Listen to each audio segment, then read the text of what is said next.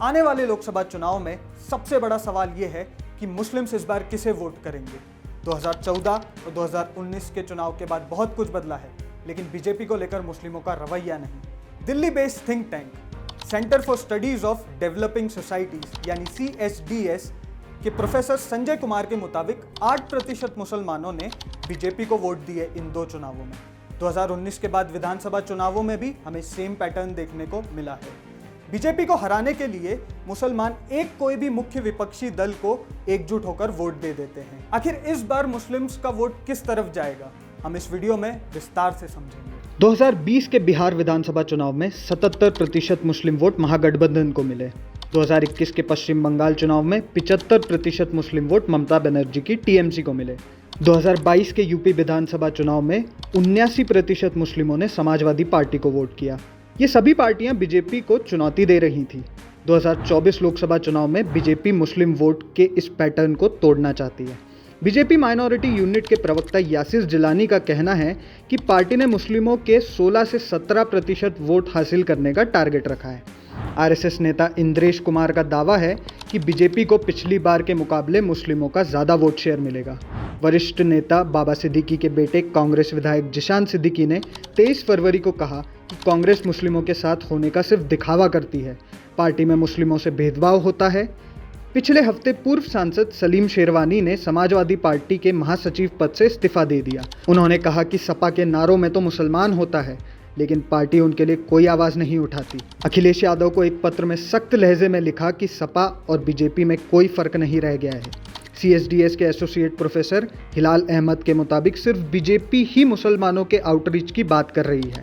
दूसरी पार्टियों में अगर TMC और दक्षिणी राज्यों में कांग्रेस को छोड़ दें तो कोई बहुत कोशिश नहीं कर रहा है। दूसरे राजनीतिक दल इस पशुपेश में हैं कि उनके ऊपर मुस्लिम तुष्टीकरण का आरोप न लगे और उन्हें मुस्लिमों का वोट भी मिल जाए।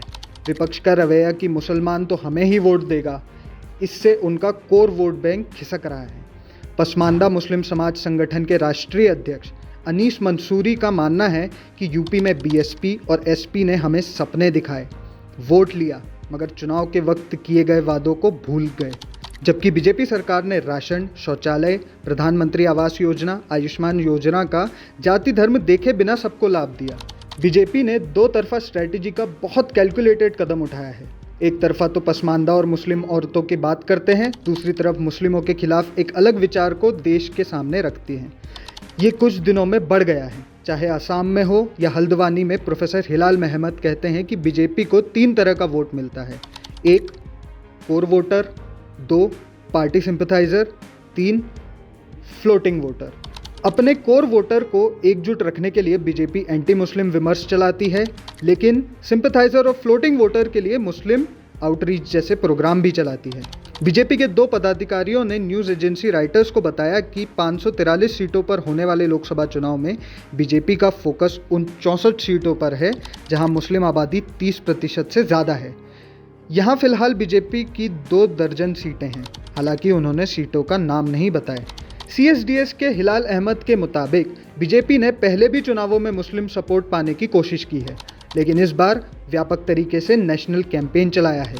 अगर विपक्ष ने काउंटर नहीं किया तो आने वाले चुनाव में बीजेपी को मुस्लिम वोटों का कुछ फ़ायदा मिल सकता है, लेकिन ये कहना बेहद मुश्किल होगा कि 8% से बढ़कर 16% हो जाए।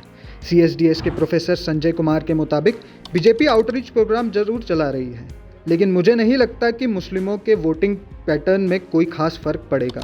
यह 8% से घटकर 6% हो सकता है या बढ़कर 10% भी हो सकता है, लेकिन इसे कोई बड़ा परिवर्तन नहीं कहेंगे। संजय कुमार का कहना है, मुस्लिमों का वोट बीजेपी की तरफ न जाने का कारण बहुत साफ है।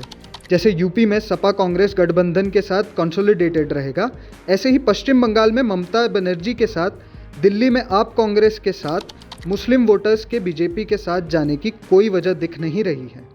जो पार्टी हमेशा हिंदुत्व की बात करती है, एक भी मुसलमान को टिकट नहीं देती, आखिर उसे मुसलमान अपना वोट क्यों देगा? आखिर आपको क्या लगता है, मुस्लिम वोट परसेंटेज इस बार कांग्रेस की तरफ या विपक्षी दलों की तरफ ही बढ़ेगा, या फिर ये बदलाव आ सकता है कि इस बार वोट शेयर बीजेपी की तरफ भी बढ़ जाए? हमें कमेंट्स में ज़रूर बताएं। इस वीडियो को लाइक करें, हमारे चैनल को सब्सक्राइब करें।